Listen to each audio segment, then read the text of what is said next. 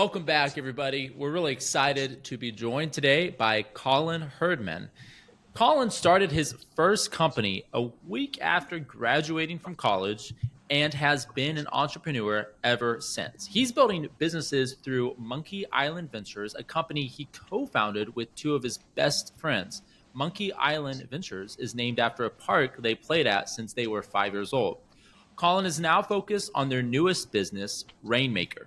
He helps people in sales roles build their network, leads, and sales through LinkedIn and turn LinkedIn into their favorite sales tool. Colin, great having you in the studio today. How are you doing? Greetings.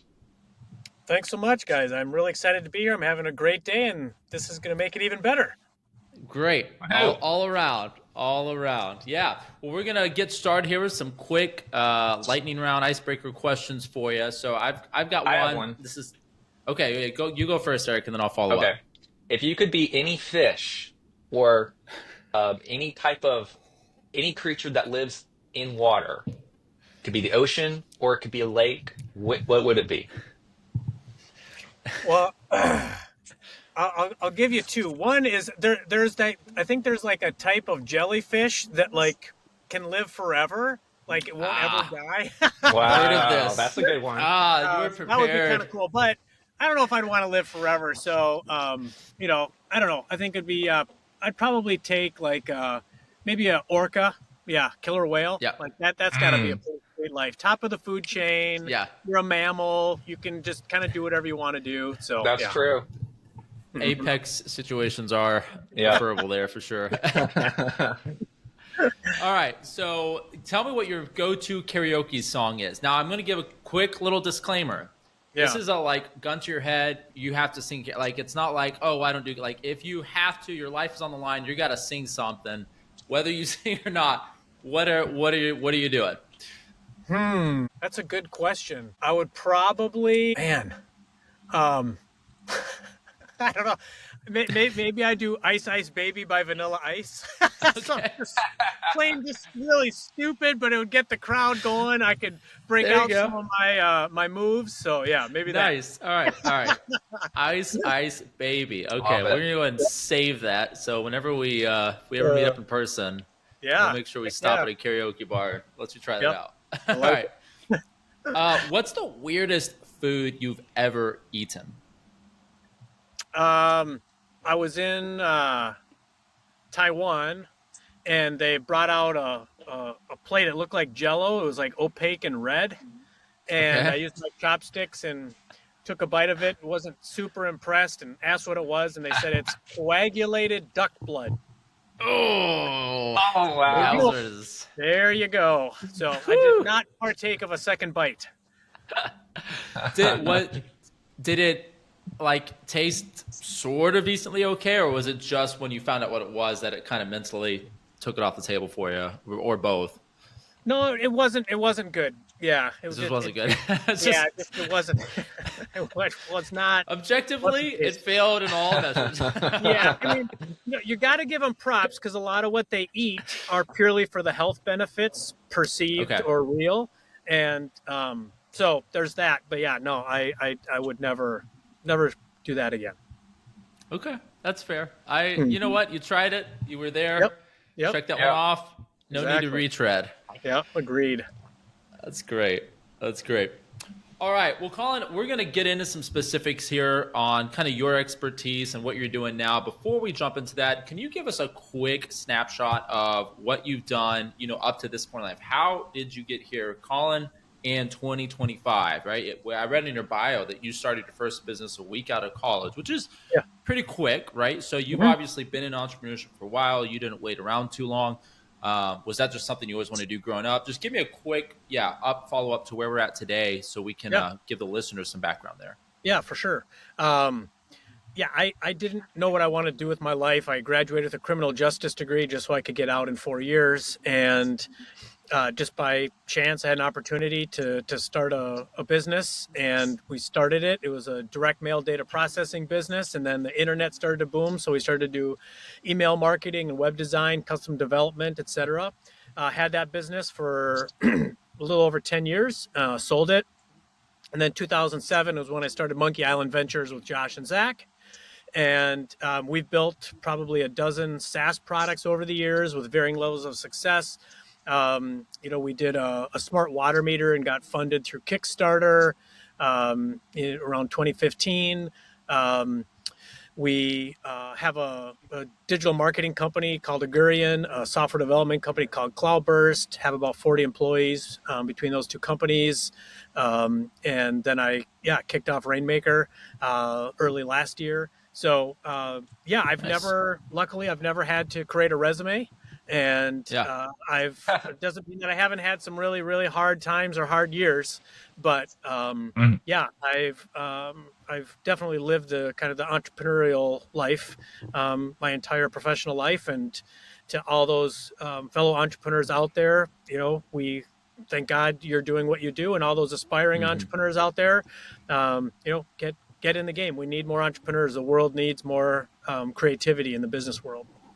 For sure.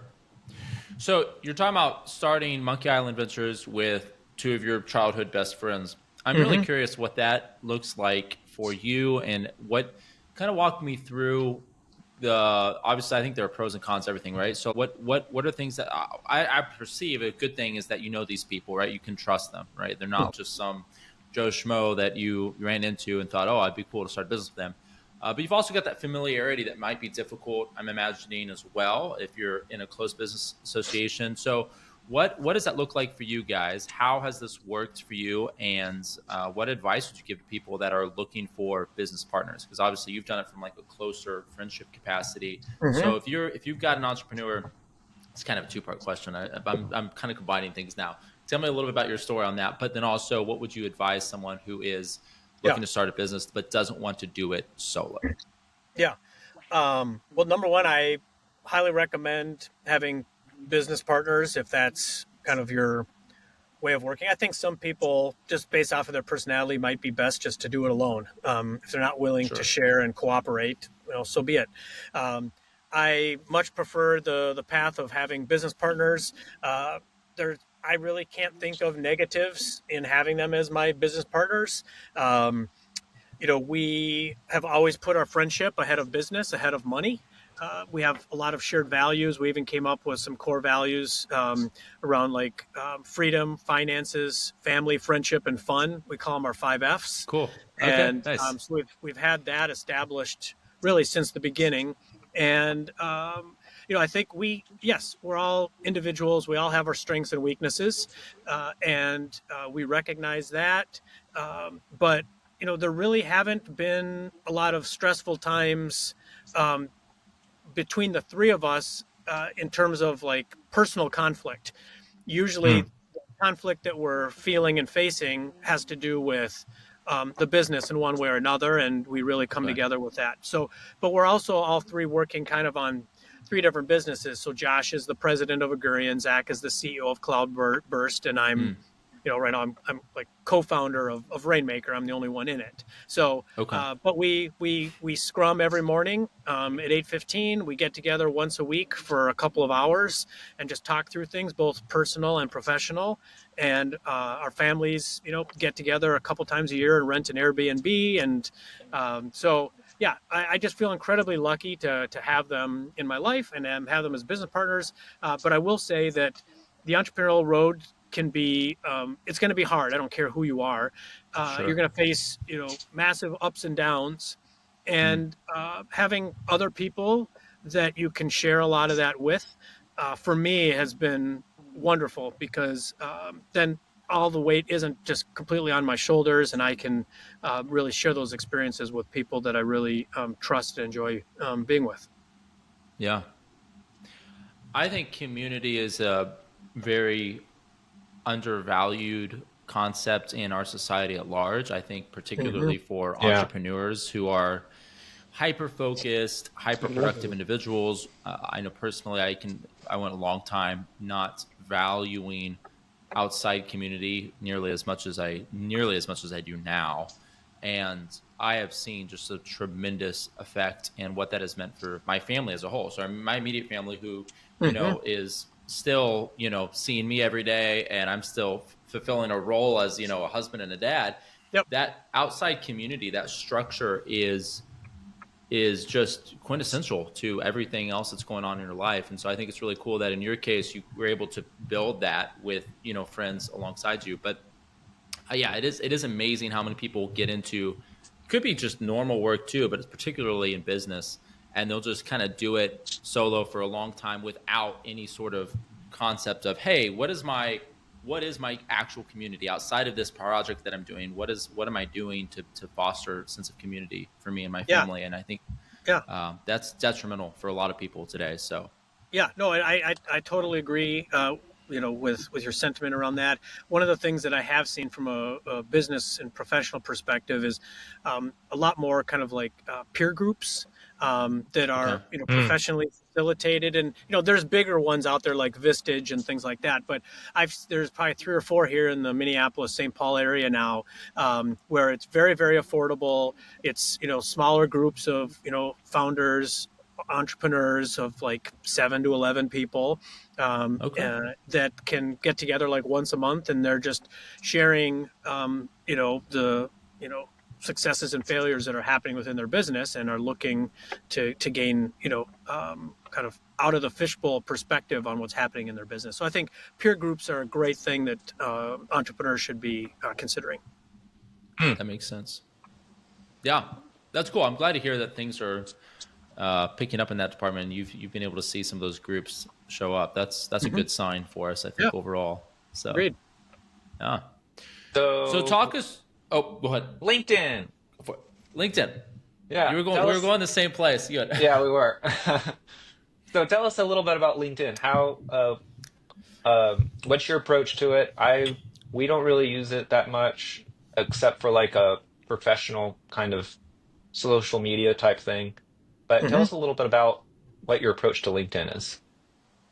Yeah, so I have been doing growth hacking on LinkedIn and cold email for like the last 6, 7 years with some of the products that we were launching, and I approached Josh and Zach early last year and said, I think I could build a real business off of the software and process that I built out for myself around Rainmaker or around LinkedIn, and they said, all right, go for it. So Rainmaker was born, and when I think about LinkedIn, kind of think about it in 3 levels. So the top level is philosophically.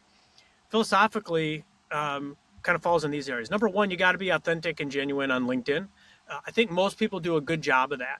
You got to be authentic to who you are as well as the brands that you're representing. LinkedIn is not a toxic place. It's generally, Hmm. really positive, and Yep. it's also a monopoly. It's the only business social network out there, Hmm. and I can tell you that more and more companies are trying to get into and figure out how to leverage LinkedIn to grow their businesses. I was on 2 calls, prospect calls this morning. One with a company that has I think like 10 employees, and another company they have over 1,000. Right, so businesses of all sizes and all sectors are trying to figure out LinkedIn. But it starts with being authentic and genuine. The second thing is you have to come with an educational mindset, because nobody wants to be sold on LinkedIn. Okay, nobody wants to get your in-mails just trying to sell them right away. Nobody wants to book a meeting with you immediately when they Sure. know nothing about you. Mm. So you got to come with an educational mindset first. And then the last thing is you have to understand and know what are the pains and barriers your prospects are trying to overcome. What is it that they want to be educated on? And most importantly, what is it that you can teach, right? What can they learn from you? And I think when you, especially as a B2B, approach LinkedIn with that mindset, um, you can be really, really successful leveraging LinkedIn. So that's philosophically how I think about it. It's about being authentic and genuine, an educational mindset, and knowing what it is your audience can learn from you. What can you teach? So then the layer underneath that then is starting to build out prospect audiences that you want to begin to connect with. I use Sales Navigator most of the time. Uh, but I'd say about half my clients have Sales Navigator. The other half don't. If they don't have it, we can use mine. But I use Sales Navigator typically to build out these audiences we want to go after. But there's a couple of growth hacks that I also will use for myself and clients. And one is LinkedIn events. So if you find a LinkedIn event that your direct competitor might be doing, or maybe an industry organization is doing a LinkedIn event on a certain topic that your business solves for, if you attend that event, you can see everyone else that's also attending the event. So you could actually Okay. start to build Yeah. out a prospect list of other people that are publicly raising their hand and saying, this is who I am. Hmm. I'm interested in this topic. And you could actually then start to build out a prospect list of people that are already further down the purchase path because they're already considering a topic that your business solves for. Okay, so LinkedIn Sure. events are one. Another are using a person as a proxy. So there's a woman on LinkedIn. She's got 70,000 followers. She focuses on LinkedIn profiles and when you should be posting organic content and what kinds of content and all that.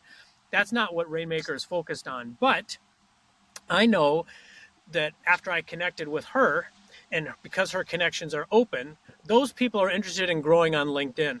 Therefore, they're probably good candidates for Rainmaker as well. Hmm. And so I'm able to build prospect lists off of her audience of people that are further down the purchase path because they're trying to figure out LinkedIn. So those are a few ways in which to build audiences. Sales Navigator, LinkedIn events, people as a proxy. Okay. So we got our philosophy. Now we know how to build out our audiences. Then it's about activating the audience. So a few strategies that I'm implementing for myself and my clients are, one is building out your network. Okay. We're reaching out then to 25 people a day, Monday through Friday during normal working hours. So 125 people a week, 500 people a month. Typically, you're going to get about a 20 to 25% conversion rate of people connecting back with you. I almost never use a connection message. It's hard to not sound kind of canned when you Sure. use a connection message. So I don't even use a Yep. connection message. And we're getting between a 20 and 25% connection rate typically. If somebody doesn't connect within 30 days, then we withdraw the invite. There's a 3-week period of time where you can't re-invite that person, but then what you Hmm. can do is kind of create these pools of people you can reach it back out to at a later date.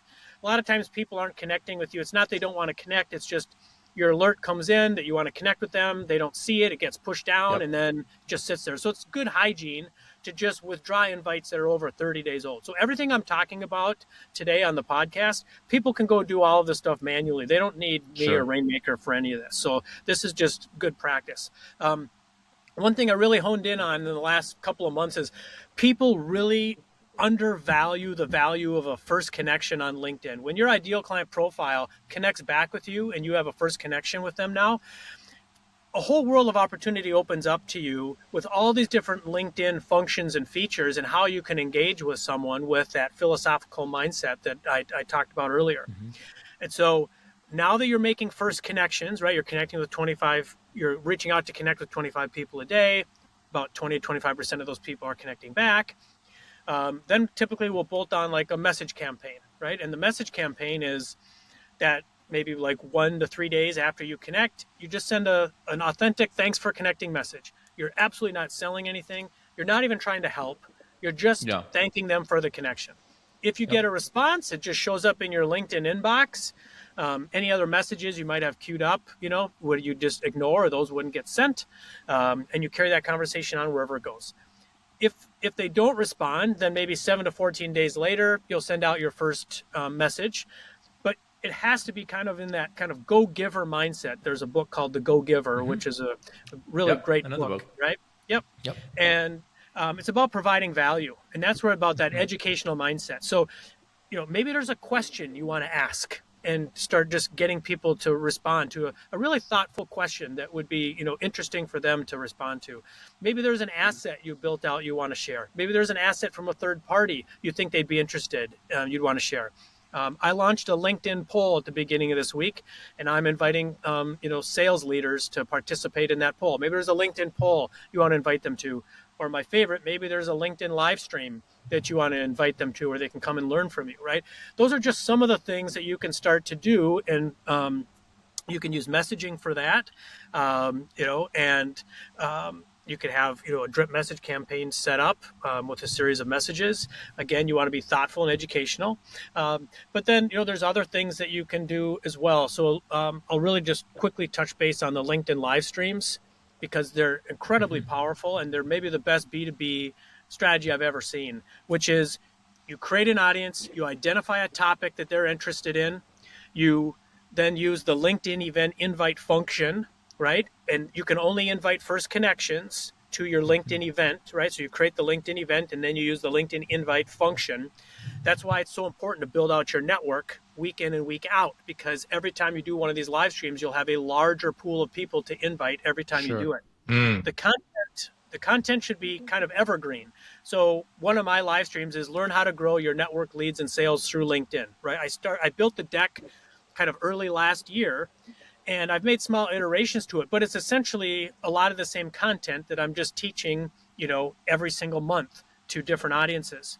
I've broken my audiences out to founders, sales executives, EOS implementers, business coaches, and then with each of those audiences, I will invite them to a discrete LinkedIn live stream where they can learn about growing on LinkedIn, but the image on the invite will also say for founders or for sales executives, et cetera, Sure. right? So Mm. not only is the topic interesting, but now they also feel like, hey, oh wow, this live stream was made just for me. It's made for my industry or for my title, right?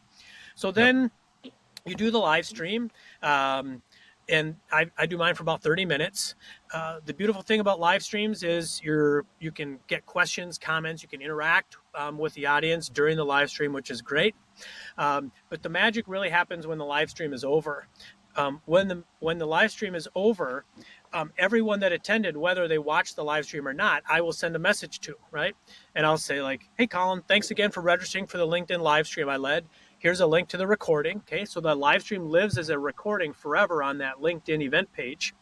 And then underneath it, I'll say, if you ever want to chat LinkedIn strategy, feel free to grab some time convenient for you here. And I give them my Calendly link, right?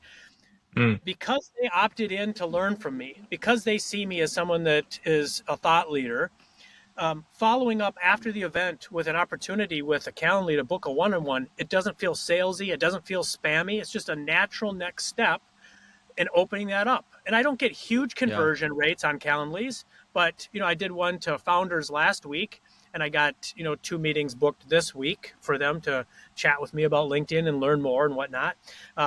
So I think sometimes people lose even just basic marketing principles, which is, I think you need, like, what is it? The old adage, it's been around for decades. Like, you need at least 7 touches before someone Hmm. is familiar and comfortable and would take action on your brand, Yep. right?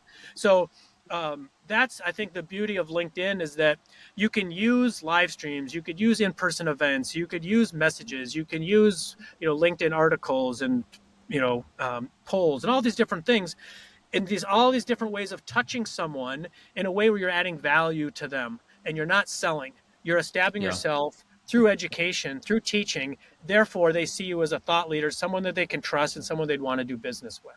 I just threw a ton Yeah. of info at you, but It's I good would encourage stuff. people to listen to this segment that I just gave. That is a blueprint for success on LinkedIn. So I It's love what you're good. saying because as you're explaining this, a lot of it um, it sounds a lot like there's a guy Keith Ferrazzi who wrote Never Eat Alone, Hmm. and that was to me one of the best books that I had read. It's still one of the best books I've Hmm. recommended, continues to a lot of people.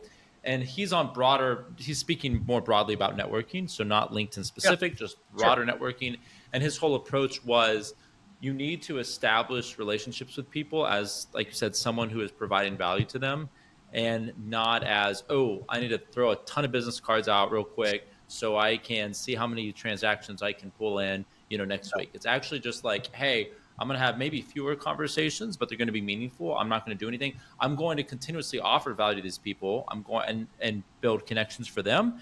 And then if down the road there may be a lead in with them into something that I'm doing, I'm not asking them out of the blue. It's not like, oh, here's this random guy that I met at a networking event 2 years ago. Is like, hey, Hmm. so and so, give me an introduction. It's a lot Right. more Yeah. organic at that point, and just that mindset shift of like treating your connections with a value first mentality.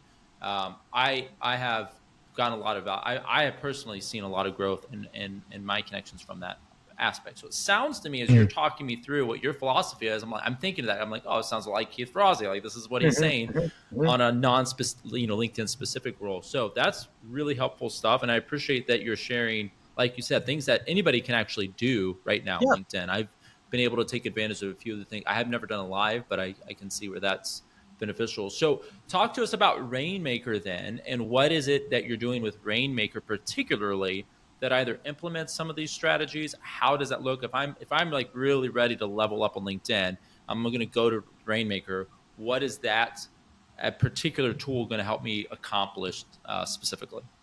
Yeah. So I've built the model out to be really, really transparent. Number one, uh, everything that I'm doing for my clients through the automations is happening within LinkedIn. It's happening within their LinkedIn account. I'm not doing anything outside of that. So they can log in. They can see the messages being sent out. They can see the new connections that they're getting. They can see the LinkedIn event invites that are being sent. If they look at their LinkedIn analytics, it's fully representative of everything that they're doing manually and everything that I would be doing. So everything's happening just within their LinkedIn account. Um, the way that I have really kind of framed it is that I want LinkedIn to be a revenue driver for my company. And so, when I think Okay. about even my own activities at the beginning of last year, I was posting every day on LinkedIn with organic posts and looking at my likes and comments. And what I realized is that a lot of what I described to you in the strategy is really where I want to spend more of my time, because I'm still posting, a couple times a week on LinkedIn, and it's still important to post. It's still important to engage and even, try and have fun on LinkedIn. Um, Sure. but what I really want to help my clients with through Rainmaker is identifying audiences, connecting with those ICPs, and then activating them through different, automated strategies. So what I'm doing is not I'm not a brand guy. I'm not helping them with their content. So they're helping me like identify, okay, this is who I want to connect with, Colin. And then the other thing I need help with is just them giving me the content. So if we're going to send out messages, what do you want those messages to be? I actually built a Rainmaker messenger GPT just for fun, to help my anybody can use it. You don't have to be a client of Rainmaker, but it helps you build out your first 2+ messages using the Okay. ethos that I'm talking about with Rainmaker, and how you should create messages that aren't salesy, that are more that go-giver mindset. So it's Yep. it's it's it's kind of fun, but kind of automating out growing your network, automating out messaging, automating out LinkedIn event invites, these types of things. And then I've also wanted to just make the model really, really affordable and transparent. So whether you're a solopreneur, fractional, or whether my biggest client has 7 of their salespeople in it, or whether you're have 1,000 employees, the model is really simple. It's $199 a month if I'm growing out your network and withdrawing invites if people don't connect within 30 days. And then it's $499 a month if I'm doing that plus everything else. And so my clients interact with me; they don't interact with the software. So it's very Okay. much like a white glove SaaS, if you will. And so they get the benefit of having my ear and helping talk through strategy, and then the automation on the back end, and then they just hopefully are responding to like leads and are creating content. Yeah. No, that makes sense. Yep. I'm curious. This is kind of going back a little bit. You mentioned early on in our conversation about how people, there are a lot of unexpected aspects of entrepreneurship that people generally aren't prepared for. We don't see them coming. I Mhm. want to know, it could be particular to Rainmaker, maybe in other ventures that you've been a part of. Give me some idea of like the struggles that you've had as an entrepreneur, particularly things that you really didn't expect to be struggles, Mhm. and how maybe you've kind of worked through that. Just whatever you're comfortable sharing with examples Yeah. on that front, for sure. Yeah. Oh yeah. I got way more stories about struggle and failure than I do about success. So that's we could Don't we talk a long all? time on all that. So, um, Yeah. I think part of it is it's incredibly frustrating to try and grow a business when you're not generating revenue. Um, Mm. and I can say that from a perspective of, we had, with, a bunch of our SaaS products over the years, we would talk to prospects and they'd say, "Oh, that's a great idea. I'd sign up for that." You'd launch the product, and people say, "Oh yeah, I'll sign up for that." and it's just crickets, right? They're not, Yep. you're not actually addressing a Hmm. pain point, right? There's a book called The Mom Test, which does a Yeah, good job, that right, is a good about book. like Yep. how to Yep. talk to people but not give away necessarily what it is you are actually building. Hmm. But there's a giant chasm that still exists, which is at some point you still have to put out into the market something that people can buy, and Yep. then you're gonna find out whether people are really gonna pay a price for it or not, right? And so that's Yep. that's that's the real struggle. Um, Now, I think a couple of things too is, there can also be almost feigned success where it feels like you're successful but you're really not. So a couple quick examples. One is we built a product on top of Twitter in the early days of Twitter, which would localize Twitter users around specific zip codes, cities, and state. And Okay. it went viral on Twitter. We signed up like 30,000 users in like 2 days, and Wow. it was a trending topic on Twitter. And we got all these blogs and like even I remember there was a New York newscast that showed our product and was teaching people in the New York area like how to find other Twitter users around them using our Wow. product. It Dang. was really fun. We never made any money on it because we didn't have a monetization model behind it. Again, it Sure. took us about a month to build. Yeah. But then we parlayed that into a product called SMB Tweet, which would grow a Twitter audience for like local retail, like a coffee shop, right? They want people who can Okay. walk in and actually buy a coffee. We actually Yeah. scaled that up and we're doing really good revenue. Um, and then ran into problems with Twitter and their tokens and their API and things like that. So we had to end up shutting that product down because of Hmm. Twitter. But the other thing is like the smart water meter that we built that Hmm. was by far the hardest thing we ever made. A hardware product that was an ultrasonic meter that would clamp around a pipe and read the speed of the water. And we had an app so you could see how much water you were using. But we got it. We raised like 130,000 on Kickstarter. We did Okay. another subsequent round or two to get the meters built and all that. But you know that bell curve, right? Yep. Hmm.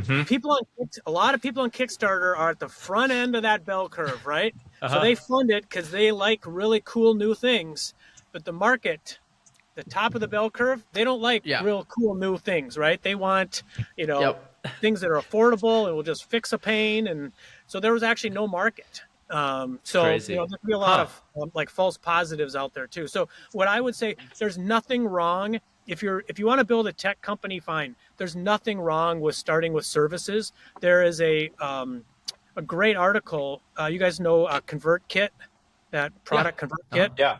The Yep. the founder, I think his name's Nathan Barry. He wrote an article Sounds called right. "The Ladders of Wealth Creation." If you just go to Google and put in "ladders of wealth creation," you'll pull up that article. It's like 5 years Okay. old. Check that It's out. awesome because it breaks out kind of these four ladders that you as an entrepreneur should be aware of. I won't get into deep detail, but the first ladder is working for somebody else. The second ladder are services at an hourly rate. The third ladder is productized services, and the fourth ladder is products. And Hmm. each ladder is more difficult to get to. Each rung on the ladder is more difficult to go up, but each ladder is also more profitable and more scalable as you move up and over to the right of each ladder. And so the top of the product ladder is like eBay, Facebook, Uber, right? I mean, Yeah. impossible companies to make, but if you can make one, Yeah. the scalability and profitability are just off the charts. So anyway, so Interesting. there's nothing wrong with creating a service-based business. They're a Yeah. lot easier to start. You can start making money. You can do it on the side of your full-time gig, and you can always parlay technology into that. I think sometimes those of us that are in kind of the tech world feel like we got to just build the next new like Hmm. tech product or SaaS product, but you can also start scaling that up with services first. So that was great. I was going to ask you before, like, kind of as a subsequent question. One that I had in my head was if you'd ever raised any funding for any of your ventures, and then you talked about Kickstarter, and then around after that for the water meter. So it sounds like you have. Um, and this might be a question. I think this is always a question that's a case by case thing. But like overall, and in your experience with the ventures that you've had, did you have a better experience in the grand scheme having raised money for your particular ventures, or did you prefer the ones that for whatever reason were bootstrapped, self-funded? Was like what was your breakdown between those Hmm. experiences there? Yeah, good question. Uh, I think generally speaking, if you can bootstrap it and start generating revenue and can see your business kind of starting to scale up, um, that's a much less stressful, more rewarding way of doing it. It doesn't mean that you shouldn't take on investment at some point. I think taking on investment is when you've proven that you have product market fit, Mm-hmm. because really you're just putting gas on the fire at that point. Sure. And you've also reduced the risk in the eyes of the investors, which means Mm-hmm. you are in more of a position of power.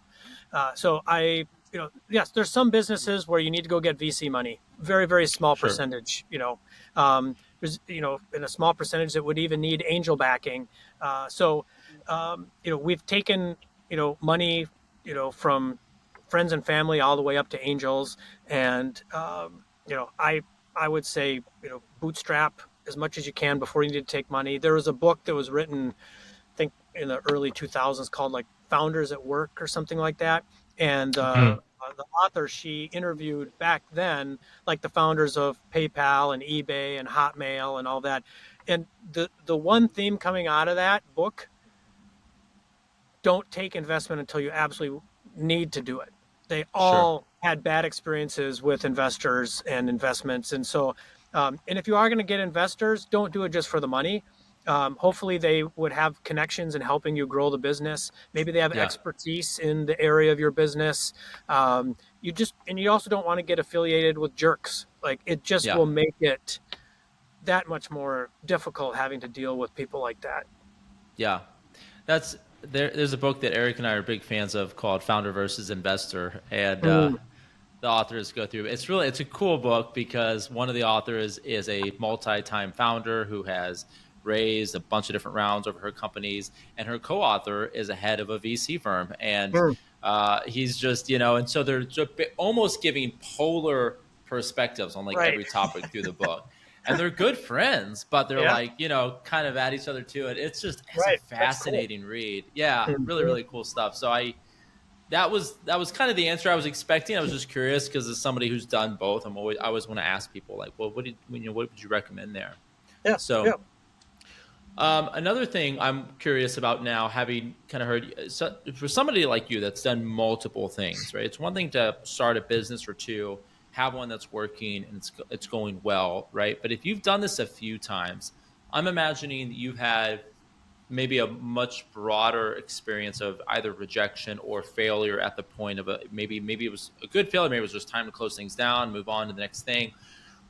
What is your process to deal with those things on a mental basis, right? When you come to the point where you're like, hey, this thing is no longer the long term deal, right? We're going to do Mhm. this now, or we're going to sunset this. Maybe it was good, maybe it's a great reason, but it's time to move on. Has it always been easy for you to do that mentally? Do you kind of have to adjust that a little bit? Because I think for a lot of people that look at entrepreneurship, particularly, that idea of quitting might be synonymous with failure. It might be, just they might all be the one same thing. What would you advise people, particularly that are looking into entrepreneurship and are worried about that, or maybe they are entrepreneurs that are about to close something down? Yeah. That's a great question. So I'll say it from a couple of angles. One is, um, I remember going to a CEO like conference, and I was listening to a CEO who generally will come into companies like at when they're at like 10 million, and he'll take them to like 50 to 100 million, and then he exits and helps find the CEO that'll help take them from like 100 million to 500 million, right? Mm, And he was talking about risk. And one of the things that he was always kind of perplexed on is those kind of people that would look at entrepreneurship being really risky, where he said, let's say you start a business and you grow it and you have maybe some employees and whatnot. Well, if if negative things start happening to your business, generally you're seeing that, right? And that there's usually a runway of time where you can start to make changes, like, oh wow, like, wow, look, there's this AI thing. We should probably start paying attention to that, right? yeah. And so you're gonna do that. Um, when you work for somebody else, you could get hired one day and fired the next, right? You have no Mm, control. And so in his yeah. True. eyes, he thought being an entrepreneur was less risky in a lot of ways because you're in more control. If bad things start happening in your company, you usually have a runway in which you can make changes and have your company, continue on. So I think that's true. I think one of the things from like a risk perspective is like if you need to borrow $100,000 against your house because you want to build this product that you don't know Sure. if it's going to work or not, well, yeah, that's pretty risky. But like I said, if you're starting a service-based business on the side and you get it up to generating, X amount of thousands a month, and you decide, okay, at some point, yeah, there's the risk you're going to have to leave your job and you're going to have to go do this other gig full time and then grow it. Um, but if it doesn't work out, you can always go get a job, right? You can Yeah. always go get Hmm. another job. Yep. I also think the world needs more entrepreneurs. Like we need more creators, we need more builders. So I just would highly encourage those people that see that as a path to get started, start going down that path. Kind of a saying I've made up is everybody's making up everything all the time. Like I don't care if you're Tim Cook of Apple or whether it's the three of us on this call. Nobody really knows what the heck's going to happen 6 months or a year from now or 5 years Sure. from now. So all those aspiring entrepreneurs, like get started, like Yeah. start, building your business, doing sales and building out. But as far as like actual failure, shutting things down, it probably has something to do with my ADHD. Like I can get burned out on things, even if they're successful, where I just need to kind of like move on. Hmm. I've never had a problem shutting down any of the businesses that weren't working because I don't enjoy working on things that aren't working. And I would also Sure. say none of the business. I don't. There's not like I don't have a calling to go to a certain to build a certain kind of business. I don't have like this innate passion around this one thing and I have to make this a success. There are people out Yeah. there like that. And if they can't do that, I can understand how that would be a frustration. But I think for the most of us, we don't live in that kind of a world or have that kind of a life. And so it's more so like it's just not fun working on things that aren't making money and aren't scaling. And Sure. so, yeah, there's no way that anyone would know the right time to shut something down.